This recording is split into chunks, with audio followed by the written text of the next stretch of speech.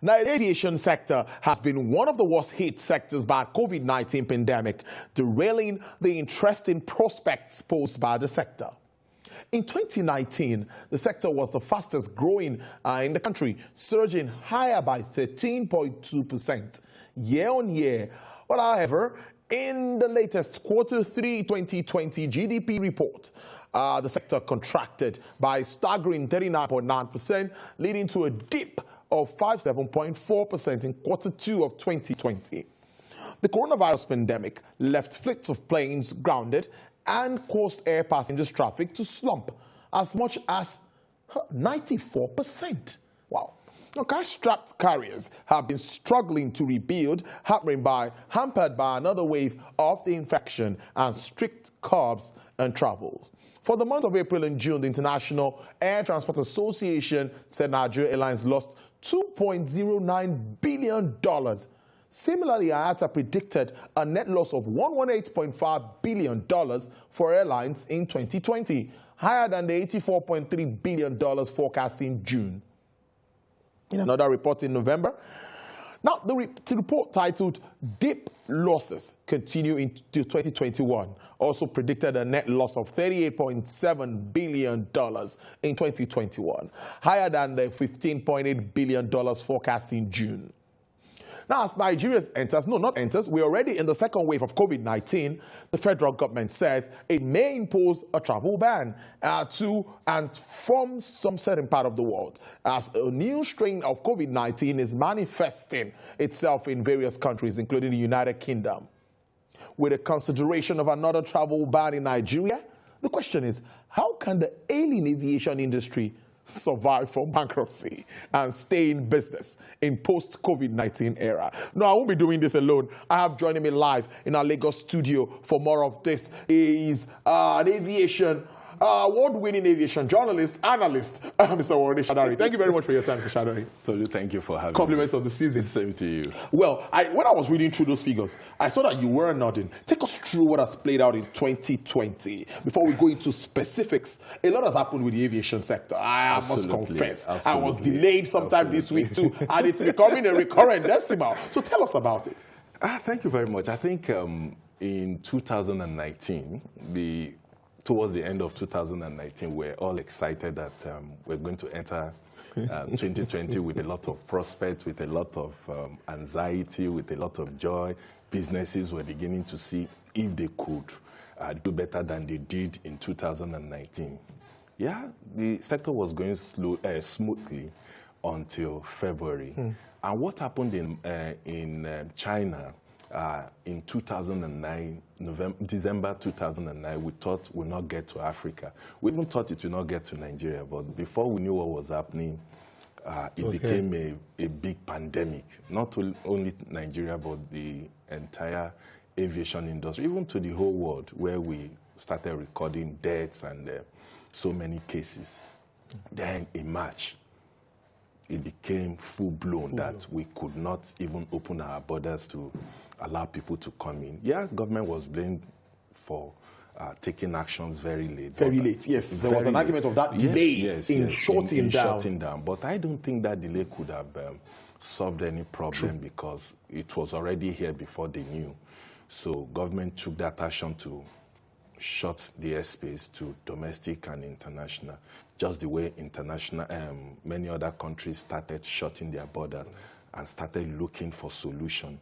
And what happened? Aviation suffered a very big hit. Not only aviation industry, businesses, but the aviation and travel industry suffered, I think, about the worst hit that... still to tourism, exactly. To all of that. And if you look at aviation and tourism, travel generally, they are interwoven. You can't do one without the other. True. If somebody is coming into this country, it comes through flights, aircraft, he stays in the hotel, he goes to visit people, aviation, tourism, coming together. And it was very, very difficult for the whole aviation industry. The airlines are in deep trouble, not only the airlines in Nigeria, but the airlines globally. And mind you, the domestic aviation will rebound, likely to rebound faster than international, because in the international you have restrictions. True. You can't come into A lot this of country. restrictions. A lot of connectivities have been disrupted. But the domestic rebound is not going to be like pre-COVID. It's going to be so marginal that it may not even be visible, but it's going to improve a lot, because a lot of people will have to travel from one place to the other. Coupled with the insecurity we have in Nigeria, a lot of people will begin to say, okay, we better get money to travel. Despite the high cost of traveling now, is quite expensive now, but a lot of people will still want to take to air travel. So aviation was hit badly. And if care is not taken, 2021, I don't want to sound like a prophet of doom, but if you look at the forecast, if you look at the statistics, things are not going to improve for the airlines in the next 2-3 years. Looking at what is on, it's going to be very, very tough. Jobs have been lost. A lot of people have been displaced. Workers have been furloughed. It's not even furloughing now, because a lot of people will even say, okay, we are ready to take pay cut. It's not even a matter of pay cut now. It's outright job losses. So it's going to affect, and we're in recession. A lot of things are going to happen, except the government will be able to come up with financial engineering. I'm going there. Okay. Because we see a lot, we read a lot, especially from the foreign scene. Yes. We see Donald Trump coming to the aid, aviation agencies, international agencies, all coming to their aid. But there was one time there was an announcement in Nigeria, I think it was a 5 billion. Where do we stand when it comes to support from government in Africa's most populous nation? Yeah, if you look at what has happened all over the world, even IATA, International Air Transport Association, has come out to say government must assist the aviation industry. However you look at it, the industry needs to be bailed out, given stimulus package because the aviation industry employs a lot of people. If an airline dies, it's going to have a catalytic effect on the country, even on our GDP. So what they do all over the world, like the United States they have given their airlines over $300 million, if not more than, even running into billions. Yes. So, because they know the effect of allowing airlines to die. Yes, the government has tried, but what will 4 billion naira do to airlines? It cannot even solve their basic needs. Outside debt already on ground. Outside debt already. And I agree when some airlines, or I look at it differently, when some experts say, no, you shouldn't give them bailout, you shouldn't do that. The 80 billion naira you gave them in 2012, 2013, what did they do with it? Nothing has happened. But this is a different ball game altogether, because nobody expected this. Nobody planned for this. Nobody knew it was going to happen. Nobody even has solution to this pandemic. And that is why they hurriedly brought out vaccines, which, if they do it well, will help to cushion the effect of these problems we are having. And I'm sure in the United States, where it is very rampant, in the UK, where it is very rampant, people are taking these vaccines to ensure that life return to normalcy. But I doubt if life will ever return to normalcy in the next 3, 4, 5 years, because the impact has been so much, has done a lot of impact to businesses, to lives even. So you begin to look at it. Yes, on the $4 billion naira, even that fund has not been released. And I begin to ask myself, when is it going to be released? Is it when the airlines are dead? I know there are modalities. Yes, some of them are going to die. They are. The signs are even there. Maybe 1 or 2 airlines will survive by the time we enter 2021. Because the signs are there. You see airlines even operating at less than 45% of their capacity. What does that tell you? Fares are going to be high because demand is, running after supply, and the supply is very thin. Then the demand is very high. So if airlines, most of them don't even have their aircraft here. Some of them even cut their aircraft by over 50%. So what are they going to do? And you can't blame them, because they look at the market and say, if we're going to bring all our aircraft out from storage, that's going to be a huge loss, because to even take an aircraft out of storage for 1 month, you spend close to $1 million. And where are they going to get it? And the airlines are burning cash. The way they are burning cash is like throwing money into the ocean. Where are they going to recover this? It's through the passengers. Maintenance is very expensive. Yes. To do a C-check maintenance, which is like overhauling an aircraft, you will spend nothing less than $2 million. And to even buy an engine... Dollars. Dollars, yeah. And to buy an engine for just one aircraft like Boeing 737, you spend between $1.5 and $2 million. Where are they going to get this? Also look at the dollar naira rate issue. So how are they going to cope? And everything is dollarized. Everything in aviation is dollarized. So you use naira to pursue dollar. You get your revenue in naira, but you do your expenses in dollars. So how are you going to match up? How are you going to do this? So the truth of the matter is that 2021, a lot of airlines are going to lay off workers because they can't cope. And you can't even blame them when they do. Already they've done that, but they still need to look at it to see how they can cope. And in all of this, who suffers? The economy suffers, the country suffers before the people. And when all these things happen, you see a lot of hardship, you see a lot of problem. Let's just hope that we are ready through financial engineering, be able to stabilize the dollar against the naira. If we're able to do that, I think we may have a kind of hope that things will be better in 2021. It's not all doom and gloom. I still see hope, and I still believe that the government is responsible and responsive to do what they need to do to ensure that the economy improves. One thing is also key. Nigerians and even other passengers must embrace post-pandemic realities in this sector. How well would you assess even coping with the present situation, social distancing, masking up, and all of that at the airport? Take us through that. The aviation industry has done well in terms of the protocol, the Nigerian Civil Aviation Authority, the Federal Airports Authority of Nigeria, the Nigerian Space Management. They've done well even when you think they will not do it. And that is where we still have a situation where people are so conscious of putting on their face masks because before you get into the terminal, whether MMA2 or the MM1, you are asked to wear your mask. The protocol is there, and they've enforced it. Your bags will be kudos to them sanitized. That, because in Nigeria, whatever you do is just for a short time. And when they started, I say, maybe for 1 or 2 months, they will go back to what we used to do. But at the airport, they have really, really done well. FAN has done well. But that is not to say that we need to just go back and rest on our hours. No, we shouldn't. So we should do more, and we should do that.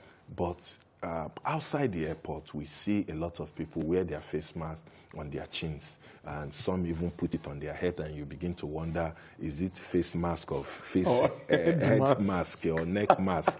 You begin to ask yourself. So we need to be conscious. COVID-19 is very, very real. I've lost people that are close to me. I've seen people who are close to me on distance that have died, and that is why we need to take it seriously. And it also baffles me when you see journalists saying is COVID-19 real? Is a scam? Is this? And I begin to say, I wonder. We should be the one to even educate people, not try to say, no, it is not real. The reality is there. It's there. And we do not even have good statistics. I'm telling you, the number of people that have died from COVID-19 is more than we have even recorded. I agree. So we need to be conscious. We need to have it at the back of our mind that this is a big problem on our hand, and government is managing it very well. And if they don't manage it very well, it's going to be we are going to have a bigger problem on our hands. And that won't be fair at all. I was reading through, and I saw the Nigerian carrier tops FG's aviation roadmap for 2021. I said I was going to ask you that. The minister said this in front of the Senate committee, saying that, we had something about the carrier issue sometime. Oh, national carrier. National carrier, yes. And do you see 2021 with all of these challenges? Yes, you see, see, before this pandemic, the federal government, through the Minister of Aviation, Hadi Sirika, whom I respect so much, yeah. I shouldn't even be saying that, because of certain things he has done. And also, I disagree with him with certain things he's yet to do.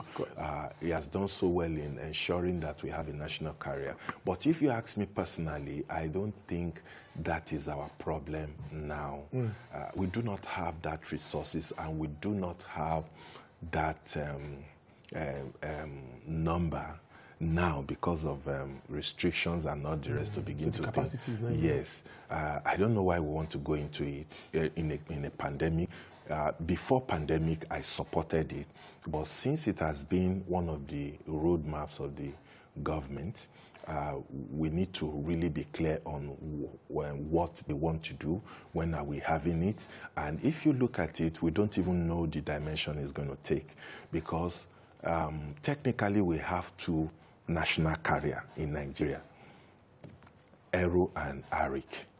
Yes, they are national carriers. They are, what do we even call national carriers? Airlines that belong to government, that is not totally run by government, but has government backing. Yes, there's a difference between national carrier and a flag carrier.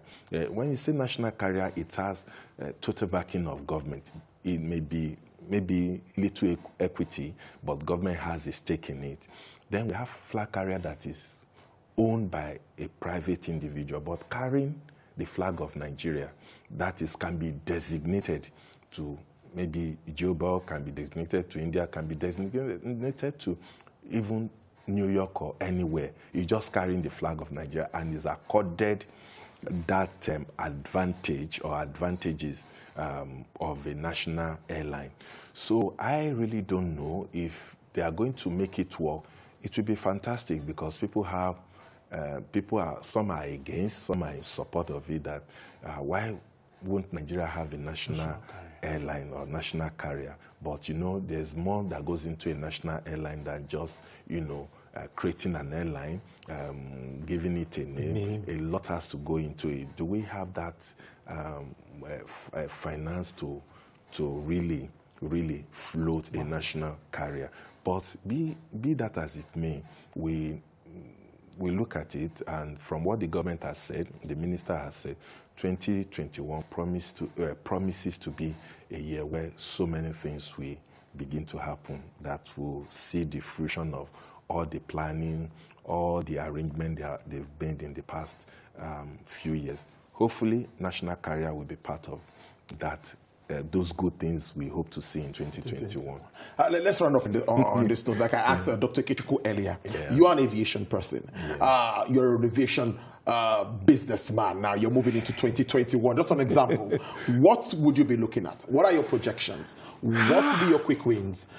Moving up in 2021 with all of the challenges you've seen in 2020? The challenges is a big one. It's a big one. The pandemic made it very difficult to even have a projection, because whatever projection you're going to have now, the second wave might totally affect and become like what I call mayday, bye to the sector, except it is well managed. I see a sector that the government needs to come in strongly and assist, because the government have survival my master plan to restructure the aviation industry, and it have to go up about 27 billion naira. Yes, we know it. Is that a sustainability plan? A sustainability plan, exactly. 27 billion naira for aviation industry. We just hope that these funds will be channeled rightly, so that we can bring back the sector, we can make the sector work. Then for airlines too, it's going to be a very tough year for the airlines. Yes, now they are making money because it's high season, peak period. But the January, February is going to be tough for them, because there won't be need, there won't be urgency for people to take to air travel. People might decide to look at their choices and say, despite the challenges we have on the road, we still want to go. I can't spend 70,000 or 60,000 to fly.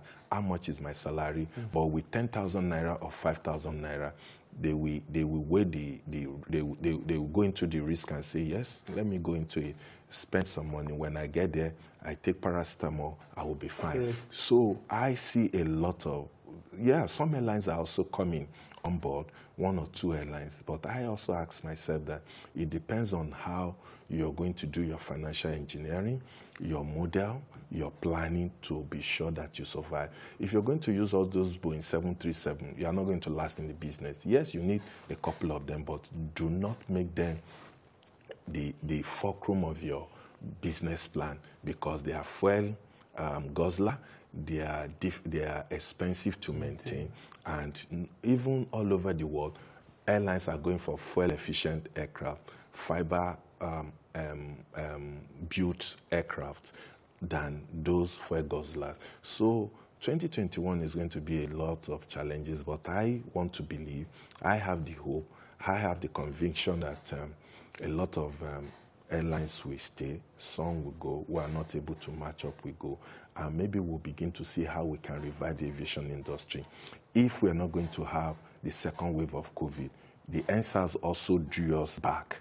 The gains we made, we lost it during the NSAS problem, because airline needed to needed to ground their operations and things like that. Let us just pray that we do not have disruptions that will keep airlines on ground or aircraft on ground for another long period. I see hope for aviation in 2021, but it's going to be tough. I must thank you very much for your time, aviation writer, analyst, Mr. Wale Shadari. I really appreciate this. Thank you very much. Thank you for having me. Thank you so much. Thank you.